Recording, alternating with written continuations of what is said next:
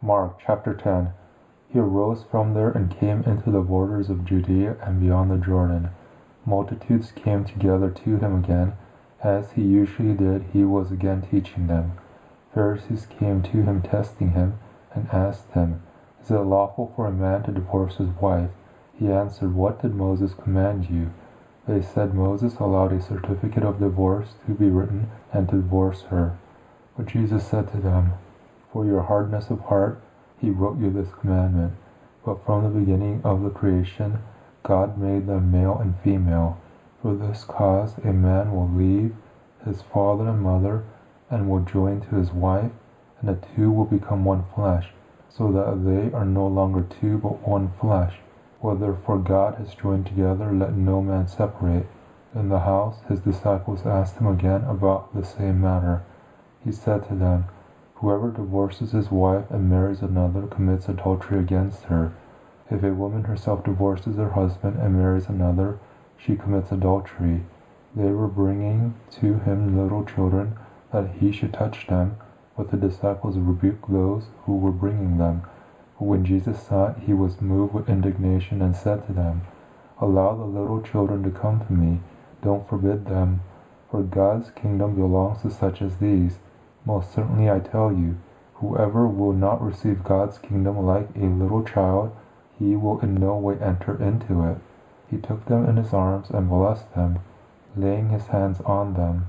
As he was going out into the way, one ran to him, knelt before him, and asked him, "Good teacher, what shall I do that I may inherit eternal life?"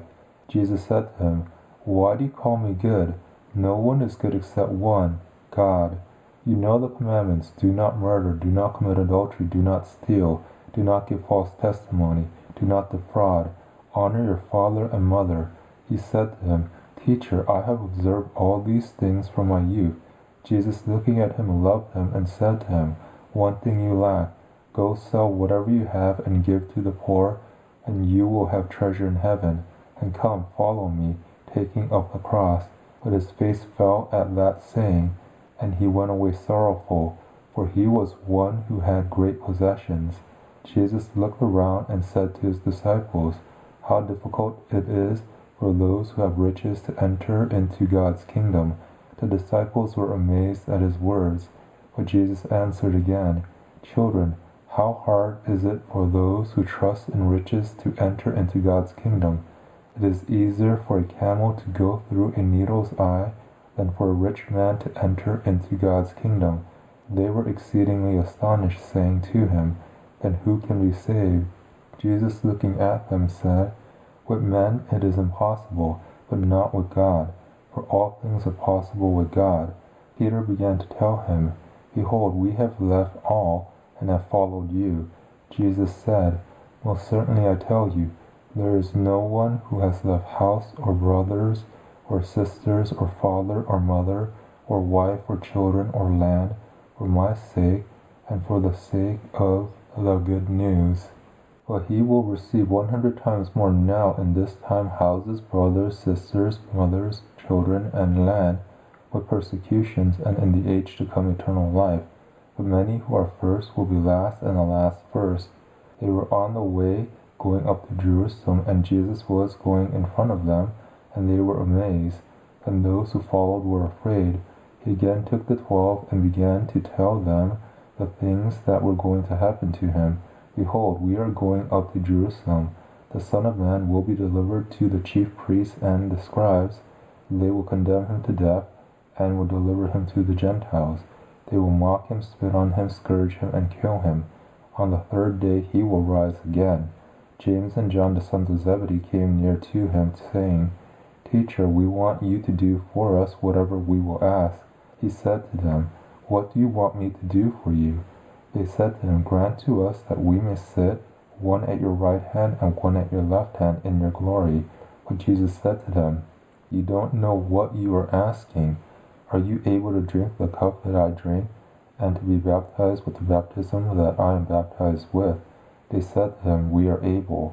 Jesus said to them, "You shall indeed drink the cup that I drink, and you shall be baptized with the baptism that I am baptized with. But to sit at my right hand and at my left hand is not mine to give, but for whom it has been prepared." When the 10 heard it, they began to be indignant towards James and John. Jesus summoned them and said to them, "You know that they who are recognized as rulers over nations lord it over them, and the great ones exercise authority over them. But it shall not be so among you.